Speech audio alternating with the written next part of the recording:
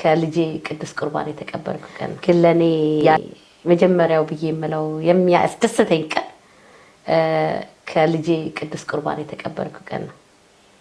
ያ ቀን ለኔ ትልቅ ቀን ነው። ምክንያቱም አጠብቂም እኔ ከኔ የወጣው ልጅ ክህነት ጋር ደርሶ እኔን ቅዱስ ቁርባን ፈትቶ ያቀብለኛል ማለት ለኔ ምንም ድሪም የማታረጊው ፕላስ ደግሞ በቤተሰባችን ውስጥ የለም ካህንም የለም። ገባሽ?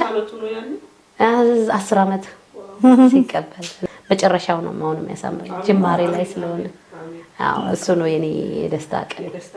ግን ሁለታችሁም የደስታ ቀናችሁ ከልጆቻችሁ እንደ እናት ያልሽው እኮ ነው።